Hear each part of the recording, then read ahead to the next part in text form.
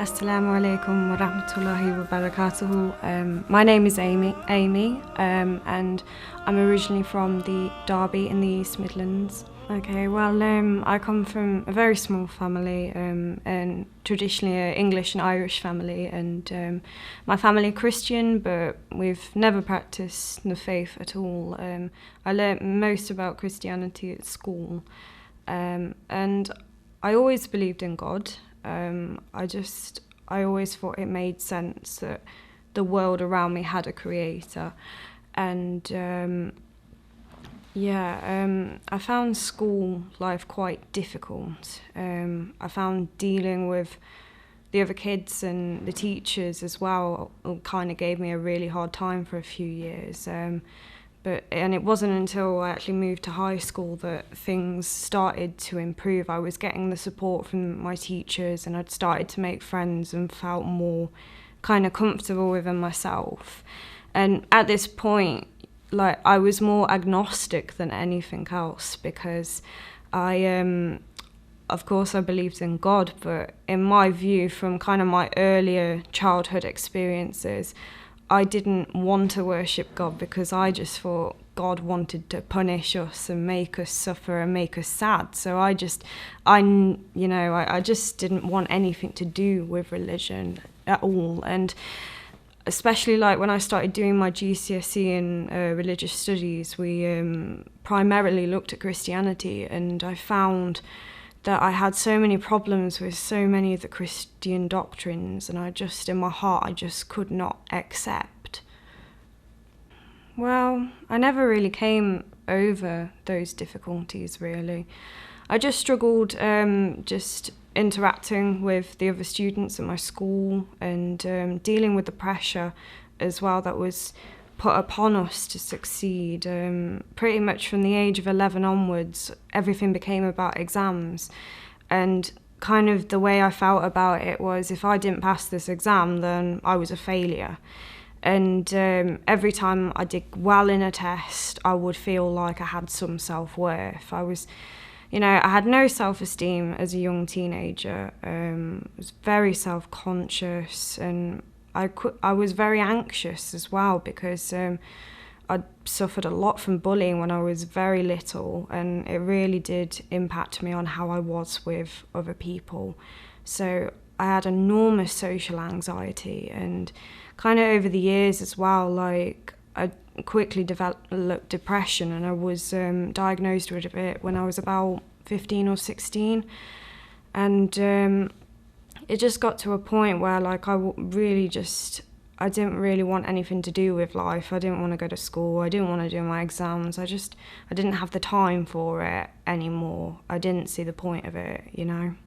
Well, from a young age at my primary school, we were taught about Christianity, but I was at an age where I kind of just believed everything that my teacher told me. But kind of as I grew up and I started doing my GCSEs, that was the first time I was really looking at Christianity, like, with a more kind of mature and more kind of critical academic kind of eye. And the biggest problem I had was the issue of the Trinity. Like, it just did not make sense to me that God would almost kind of split himself up into three parts. And kind of from my point of view, like, if God is supposed to be just, and if he wants people to succeed and go to heaven, then the concept of God has to be easy to understand. Any human being, no matter what age or for what country they're from, what race, whatever kind of education they have, they need to understand that concept, because if they don't understand the concept of God, then surely they cannot succeed. And, I just think if you go out and ask any person on the street, I think most people wouldn't be able to explain the Trinity, and they wouldn't be able to understand it, let alone if you had just like a little 8-year-old kid and you were trying to explain it to it. So that was the biggest problem for me. And I think the issue about Jesus alayhi salam being the Son of God, he always struck me as a prophet. And from the parts of the Bible that I had read, I only started reading the Bible when I was about 18, but before that, the bits that I had read, there was nothing that was convincing me that he was more than a man. He was doing things that normal men did. He was praying, he was eating, he was drinking. You know, he just seemed like a normal man who was trying to portray a message. And I found it very difficult to see God in such a weak and, you know, just a weak human being. It didn't make sense to me at all. Well, when I was 17, I met my first boyfriend, and he was actually a Sunni Muslim. He wasn't practicing though. And I was with him for 2 years, and when I was 18, he proposed to me, and we planned on getting married when I had finished university. And he was the first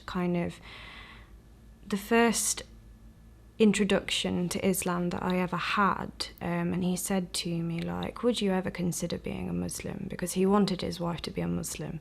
And he told me a few things, and I thought, oh, okay, well, I'll go and read about it. I didn't know anything about Islam. I'd heard about things like 9/11 on the news, but to me that didn't make me kind of scared or didn't make me feel any kind of hatred towards Muslims. I didn't know enough to form an opinion. So I started to read, and I was actually very pleasantly surprised at what I found. And I was actually really impressed with the simplicity of Islam and the message of the Prophet sallallahu alaihi wa. So I turned to him and I said, yeah, I would be happy to become a Muslim. And you know, I was doing it for completely the wrong reasons. I wasn't doing it to impress Allah subhanahu wa ta'ala like I should have been doing. But kind of in my younger, more naive years, I was doing it to impress him, you know, because he was such a big and important part of my life. I just wanted to impress him. And so I just started to practice it very, very slowly. But what hindered me was basically this relationship that I was in was a very volatile relationship. He was quite abusive with me on various occasions. It was a really difficult time for me to deal with. And basically it just got to a point when the abuse was just getting too much. He just tried to hurt me in any way that a person could hurt you. And I had to leave that relationship, and it broke me because that was it. That was my entire future gone. I'd planned a wedding, I'd planned a future with him, and all that was gone, and I didn't know what to do now. And like, I just didn't have that strength to hold on to Islam. And I tried, you know, part of me tried. I tried to go to several different Sunni masjids in my area, and actually found quite a lot of discrimination against me. I'd go to the masjid, I'd go into the sisters section, I'd be, you know, modestly dressed, or wouldn't be doing anything wrong, but like the looks and the whispers that I would get from the men at these masjids just made me feel so uncomfortable. And like, I just didn't like being there, and I just couldn't wait to get out. And I didn't know why. I didn't know if it was because I was English, I didn't know if it was because I was a woman, I just didn't know. And kind of with my ex-fiance and this experiences with these men, I started to have a negative picture of Islam, and I started to think, well, this is how Muslims really are. And it kind of just left a vacuum in me. I wanted this spirituality, but Islam was gone, so I had to find something else. So, and what happened was, I was at university in my second year, and I had quite a lot of Christian friends, and you know, mashallah, they were such a rock to me during the time after I broke up with my fiance, because I was such a wreck, and even though I was getting treatment for it, like, just the emotional trauma of everything was so great, and they kind of comforted me in a way, and they taught me a bit more about Christianity, and they said, you know, just give it a chance. And I thought, okay, well, I might as well give Christianity a proper chance. And I did. For about half a year, I would say, I was practicing Christianity. I was reading as much as I could. I started going to church, just doing whatever I could. And I just found, like, it didn't help that emptiness. It wasn't helping kind of to heal me in a way. In fact, as the months went on after this breakup, I was getting worse and worse. There were times when I just wasn't leaving the house. I was just so mentally sick and scarred that I just couldn't face the world, and I just wasn't getting any comfort from Christianity, and I didn't know what was wrong with me. I thought it was my fault, you know, that I wasn't getting that comfort. But it kind of took me until kind of the end of the summer, and I realised why it wasn't working for me, and it was because I knew in my heart I didn't believe what my Christian friends believed necessarily. I think, like, even at an older age, I started reading the Bible again when I was 18. Even then, I was still having the same issues. I was questioning myself, is Jesus really the Son of God? You know, is it true, or was he just a man? Because, you know, part of me was fearful about it, because I knew from knowing about Islam, I knew that one of the greatest sin that you can commit is shirk, and believing in a God other than Allah subhanahu wa ta'ala. And, you know, I was scared of that. I didn't want to make that mistake, and I just wasn't certain. And I would read the Gospels, and from what Jesus ﷺ said, like, there were implicit things that could suggest that he was the Son of God, but they were not explicit enough for me. I felt, you know, this is to do with salvation. God has to be explicit, otherwise it just wouldn't be fair. And then pretty much after I'd read the Gospels and I moved on to Acts and the letters of Paul, I felt there was kind of a shift almost, because up until this point, I didn't really know much about the Apostle Paul. But this shift, it was saying that more explicitly who Jesus was.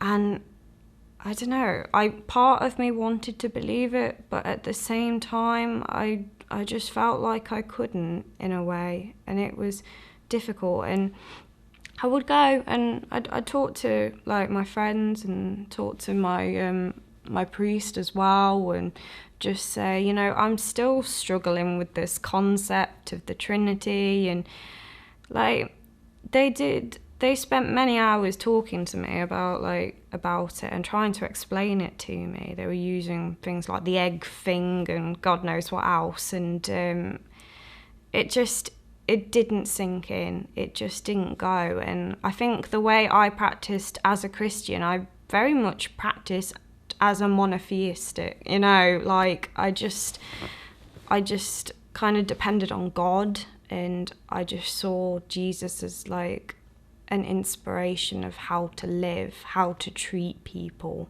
in a way, more than seeing him as this godlike figure.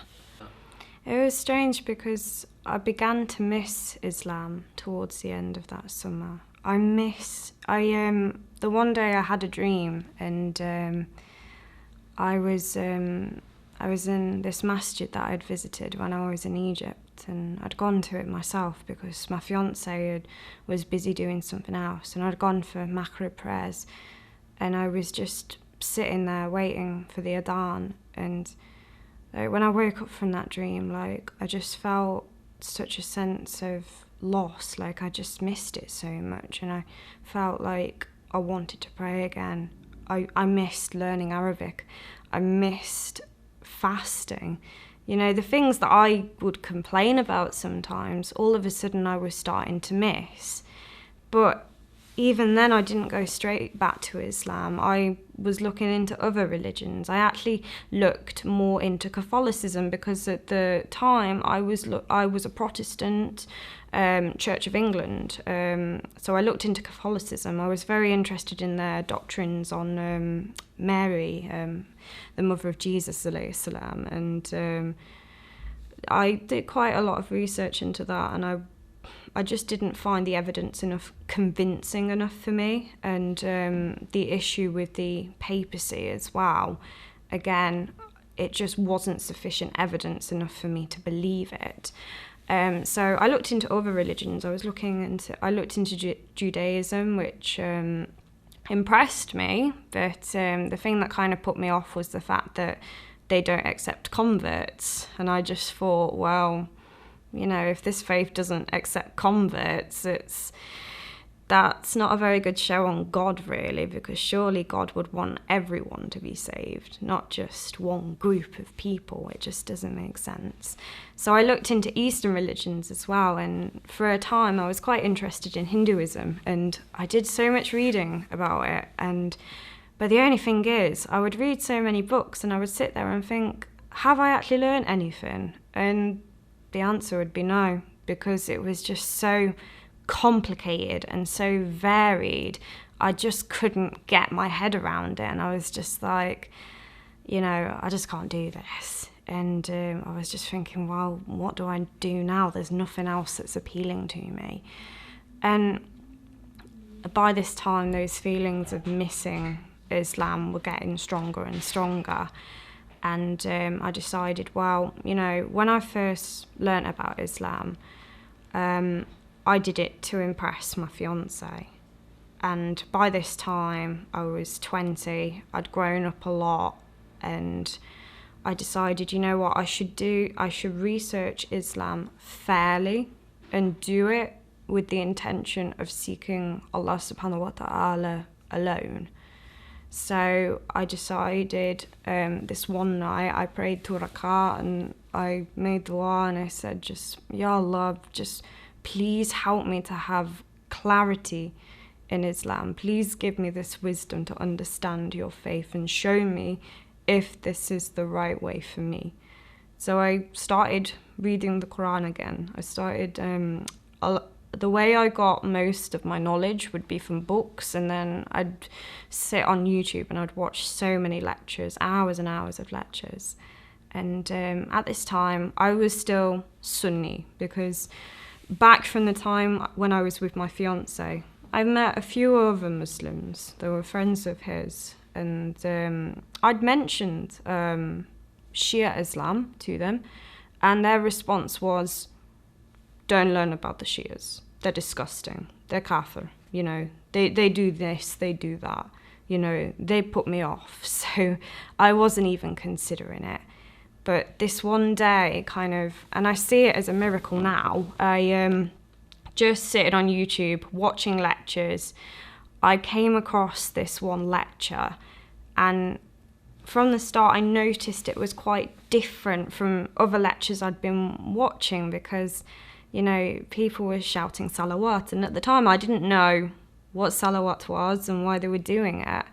And I quickly realised that actually this was a Shia lecture that I was watching. And part of me was just like, maybe I shouldn't be watching this. Maybe I should just switch it off. But out of kind of sheer curiosity, I decided to give it a chance, and I just sat and watched it. And the speaker was Dr. Zainab Amy Hodgkins, and the video I was watching was discussing the Shia view on the wives of the Prophet sallallahu alaihi wa alihi. And I was expecting, I don't know what I was expecting. I was just expecting it to be a joke, really, and a just massive insult. But just the way he spoke was with such eloquence and dignity and honour as well. I liked the fact that he was doing academic discussion, but he wasn't cursing anyone. He wasn't, calling the wives in any kind of derogatory names. It was all very respectful, and I appreciated that. And I just couldn't help but just listen to these arguments and think they actually make sense. I can see where he's coming from. So, but kind of part of me didn't want to believe it, because again, it was this fear. I'd been taught that the Sahaba and the wives of the Prophet, you cannot criticize them at all. Any slight criticism, that means that you're a disbeliever in the eyes of Allah subhanahu wa ta'ala. So even though I did believe it, I didn't really want to. And by the end of this lecture, I found it so bizarre, when they were talking about Imam Hussein alayhi salam, and everyone had started crying, and I was sitting there thinking, why are they all crying? I don't understand. This is really strange. I didn't understand how they could sit there and cry about a man who lived over, 1400 years ago. It was very, very strange. But it was simply because of those arguments that Ahmad Naqshbandi made. I decided, well, maybe I should watch a few more of his lectures, and I did, alhamdulillah. And I learned so much. All these misconceptions I had about Shia Islam, they just disappeared. There was a reason why the Shias do what they do. They do it because of the Quran, and they do it because of the Sunnah. And following on from that, I learned about the Ahlulbayt alayhi salam, and I watched the biographies of each member. And I just really did feel a love, and I felt a renewed sense of love for the Holy Prophet sallallahu alaihi wasallam, and then his family as well. And it was just so incredible and so moving to know these people in such an intricate way. And it made sense to me that the Prophet would not leave his ummah without a leader, because this was the same man who would cry at night for his ummah. He was scared for his ummah. He was scared that people were going to go astray. So why would he, and why would Allah himself leave these Muslims alone without a leader? And when I learned about Ghadir, and just knowing about the life of Imam Ali alayhi salam, it is as if Allah subhanahu wa ta'ala prepared Imam Ali from the very beginning to be the successor of Prophet Muhammad. And I think just a real turning point for me was just learning what happened after the Prophet died. I realised that I'd been lied to about certain things. I realised that, I'd been to Friday prayers before, and the Imam, he was just saying, oh, you have to hold on to Quran and Sunnah. And when I learned it was actually Quran and Ahlulbayt, I had a copy of Sahih Muslim in my room, and I rushed over to go and get it, and I checked and I could see it with my own eyes, and I just thought, my God, I can't believe I've been lied to about this. And then kind of even more severely, when I learned about the story of Fatima Zahra alayhi salam, I've been told by Sunnis that Fatima had died of grief when her father had died. And when I found out what really happened to Fatima, it broke my heart, and I felt completely disgusted with myself that I'd been lied to, and that I allowed people to lie to me. And it broke my heart in so many ways. And I think what resonated me with the story of the attack on Fatima's house was, when her ribs were broken, I just imagined the agony that she would have gone through. I'm a horse rider myself, and there's loads of times that I have fallen off a horse, and I've had a bad fall, and I've just lay there on the ground and just thought, what if all my bones are shattered under my body protector? What am I going to do? Or what if my elbow's broken? You know, in this day and age, I could just go to A&E, but Fatima didn't even have that. And just the suffering that she had to go through, the beloved daughter of the Prophet, it really disgusted me that people were covering that up. And I think after that, the story of Imam Hussein alayhi salam touched me as well, because, you know, Sunnis, they just brush over Karbala, they say it's not important.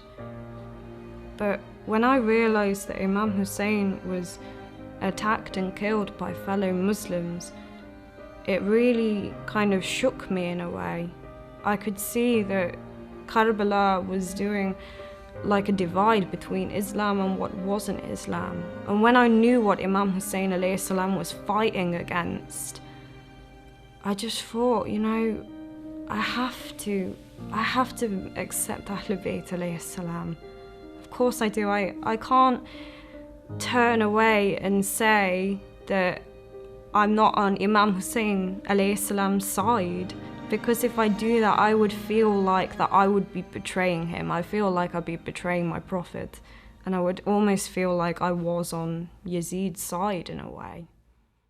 So the time I decided that I was definitely going to follow the path of Ahlulbayt alayhi salam was actually during last Muharram. I don't know, I just got to a point where I was watching so many lectures, and I got to a point now, I was watching these lectures and it was just touching me so much that I was getting emotional as well. Like, I would be crying at these lectures and they would affect me so much that I would just think about them all day. I think, like, during Muharram, I focused quite a lot on looking at the character of Zainab alayhi salam.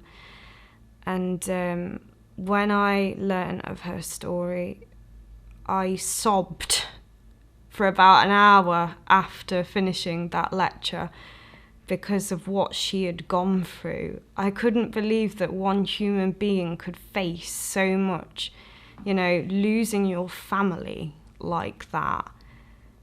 I just couldn't imagine it. But the thing that really inspired me, because at this time I was still really suffering with my mental health. I was back and forth to the doctors all the time. They kept changing my prescription all the time. I was on various different pills, and some of them were having really bad side effects on me, and it was just a really exhausting process. But the thing that struck me about Zainab alayhi salam was the fact that even on the 11th night of Muharram, she was praying Salatul Layl, you know, not even an obligatory prayer, but she still did it, and she never complained about Allah subhanahu wa ta'ala during all that time. And it did make me realise that, you know, the evils that had been done to me in my life, that was not Allah. That was mankind. That if anyone is to blame for the things that have happened to me, it was not Allah subhanahu wa ta'ala. Allah has always been there. He's always been on my side, and He's always wanted me to find Ahlulbayt alayhi salam. So after that, I decided, yeah, I've got to be a Shia, and I decided as well, you know, I'm going to adopt an Islamic name, and I'm going to adopt the name Zainab as well. Not just because of the emotional connection, but the thought as well, and the hope that Allah subhanahu wa ta'ala could use me to be to the Imam of our time, Imam Mahdi alayhi salam, the hope that I could be as Zainab was to Hussein alayhi salam, I could be like that to Imam Mahdi, inshallah. So with that process, I decided I wanted to find a masjid. I wanted to find other sisters. And I started looking around, and it was a real struggle at first because I felt so limited, because now I was just looking for a Shia mosque. I wasn't comfortable with going to a Sunni mosque. But anyway, I found a few, and I emailed them because I was too afraid to kind of just turn up. I emailed them, I explained my situation. I said, I want to take the Shahada. Please, can you help me? And one masjid out of all the masjids that I contacted, only one got back to me.